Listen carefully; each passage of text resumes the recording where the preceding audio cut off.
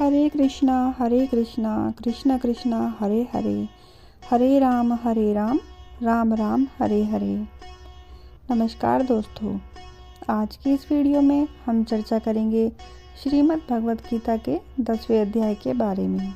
श्रीमद् भगवत गीता के अध्याय 1 से लेकर 9 तक के सभी अध्याय मैंने अपने चैनल पर अपलोड कर दिए हैं। डिस्क्रिप्शन बॉक्स में दिए गए लिंक पर जाकर आप उन सभी का श्रवण कर सकते हैं। तो आइए श्रवण करते हैं 10वें अध्याय का। श्री कृष्ण भगवान बोले, हे महाबाहो, मेरे और भी कल्याणकारक वचन सुनो। तुम पर मेरी अत्यंत प्रीति है, अतएव तुम्हारे कल्याण के लिए कहता हूँ। मेरी उत्पत्ति का हाल ना तो देवता ही जानते हैं और ना महर्षि लोग। मैं ही देवों और महर्षियों का आदि कारण हूँ। जो मुझे अजन्मा, अनादि और सब लोगों का ईश्वर मानते हैं, वे सब मोह रहित हैं। उनसे पाप नष्ट हो जाते हैं। बुद्धिमान क्षमा, सत्य, दंभ, शम, सुख दुख, जन्म मरण, भय अभय, अहिंसा, ममता, संताप, तप, दान, यश, अपयश इत्यादि जो अनेक प्रकार के भाव हैं, वे सब मुझसे उत्पन्न होते हैं। 7 महर्षि और उनसे पहले 4 मनुष्य मेरे मन से उत्पन्न हुए। जो मनुष्य मेरी इस विभूति को भली भांति जानते हैं, वे निश्चय योग से सिद्ध होते हैं, इसमें संदेह नहीं। यह जानकर कि मैं ही सबको उत्पन्न करता हूँ और मुझसे ही सबकी प्रवृत्ति होती है, विवेकी प्राणी मेरी उपासना करते हैं। वे मुझ में अपने चित्त और प्राणों को लगाकर एक दूसरे को समझाते हुए भजन करते हैं तथा सदा संतुष्ट और सुखी रहते हैं। चित्त को सावधान करके प्रीतिपूर्वक भजन करने वाले को मैं ऐसा बुद्धि योग देता हूँ जिससे वे मुझे प्राप्त कर लेते हैं। उन पर अनुग्रह करके मैं उनकी बुद्धि में स्थित हो दैदीप्यमान ज्ञान देता हूँ। अर्जुन ने कहा, आप परम ब्रह्मा हो, परम धाम हो, परम मित्र, अचल और दिव्य पुरुष हो, आदिदेव हो, अजन्मा हो, सन्यासी हो। तुमको सब ऋषि, देवर्षि नारद, अमित, देवयज्ञ और व्यास भी ऐसा कह गए और स्वयं मैं वह तुम भी कह रहे हो। हे केशव, जो तुमने मुझसे कहा है सो सब सत्य मानता हूँ। हे भगवान, देवता और दानव इन दोनों ने तुम्हारे रूप को नहीं जाना है। वे सब चीज़ों के उत्पन्न करने वाले भूतेश, हे देव, हे जगतपते, हे पुरुषोत्तम, आप स्वयं ही अपने को जानते हैं।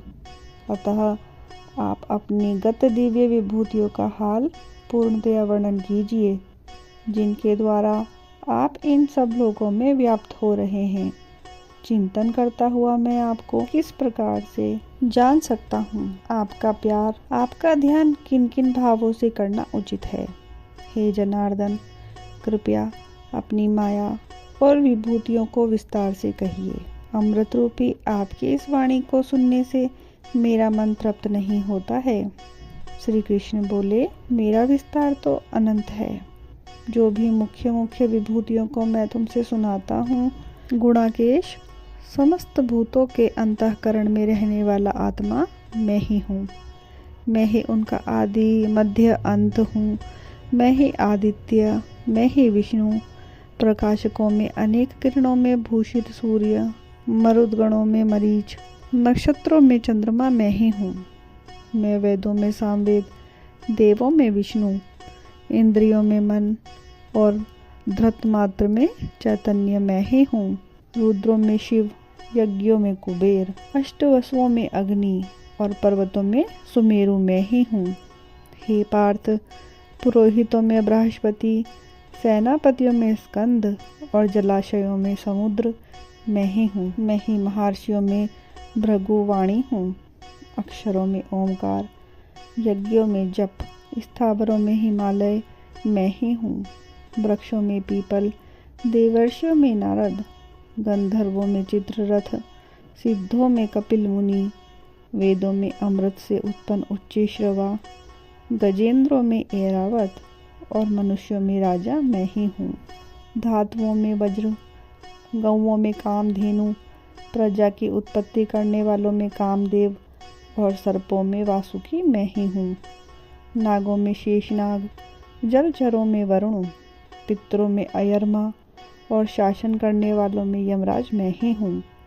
शुद्ध करने वालों में वायु, शस्त्रधारियों में राम, नदियों में गंगा मैं ही हूँ। हे अर्जुन, मैं सब प्राणियों का आदि मध्य अंत, विद्याओं में अध्यात्म विद्या और वाद विवादों में वाद मैं ही हूँ। अक्षरों में ओंकार, समासों में द्वंद्व, अक्षय कोख और 4 मुख वाला ब्रह्मा भी मैं ही हूँ। सबको हरने वाली मृत्यु, भविष्य में होने वाले पदार्थों की उत्पत्ति, स्त्रियों में कीर्ति, लक्ष्मी, वाणी, स्मृति, मेधा, धृति और क्षमा मैं ही हूँ। सामवेद में ब्रह्मात्साम, छंदों में गायत्री, मासों में मार्गशीर्ष और ऋतुओं में बसंत मैं ही हूँ। यादवों में वासुदेव, पांडवों में अर्जुन, मुनियों में व्यास और कवियों में शुक्र मैं ही हूँ। दमन करने वालों में दंड, जय चाहने वालों में नीति, गुहा पदार्थों में मौन और ज्ञानियों में ज्ञान मैं ही हूँ। और हे अर्जुन, भूत भाव का जो बीज है वह भी मैं ही हूँ। मेरे अतिरिक्त चराचर भूत कुछ भी नहीं है।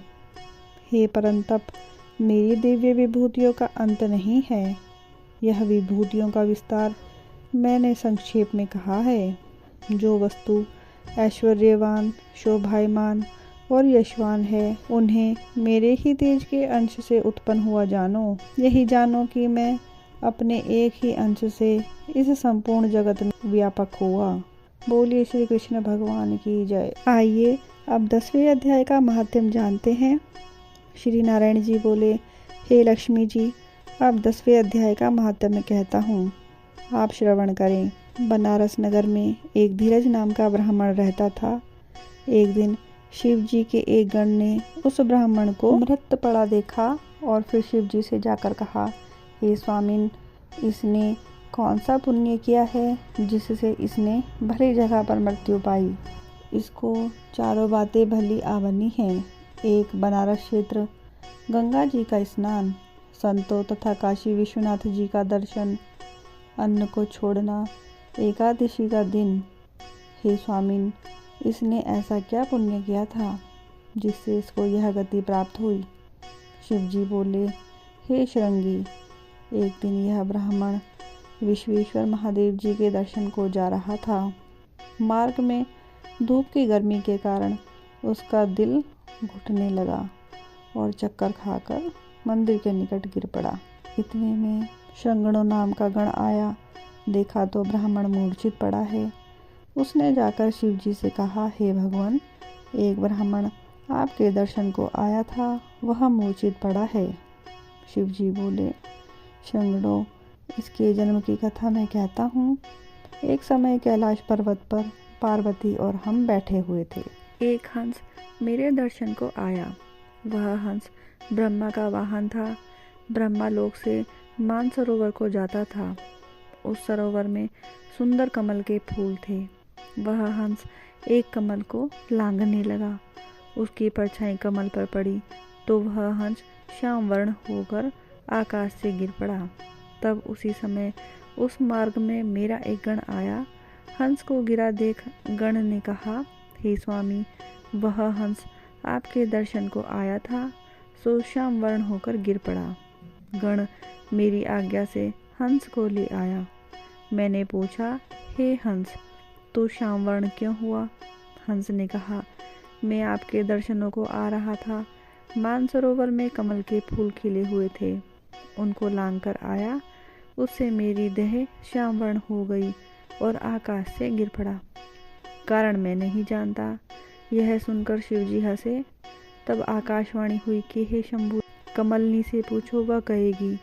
कमलनी ने कहा, मैं पूर्व जन्म में पद्मावती नामक अप्सरा थी।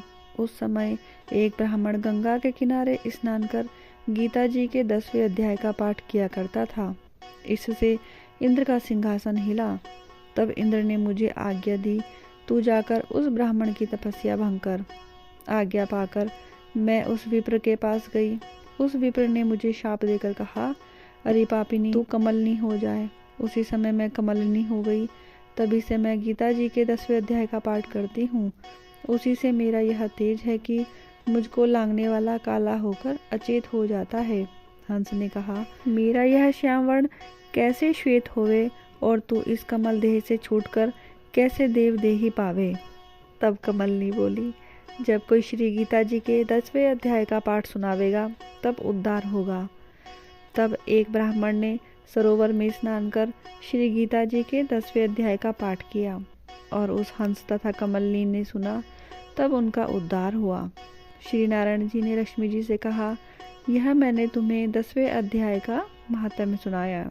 बोली श्री लक्ष्मी नारायण भगवान की जय। आशा करती हूँ कि आपको यह वीडियो पसंद आया होगा। अगर आपको यह वीडियो अच्छा लगा है तो आप इसको लाइक करें, शेयर करें और मेरे चैनल को सब्सक्राइब करना ना भूलें। धन्यवाद।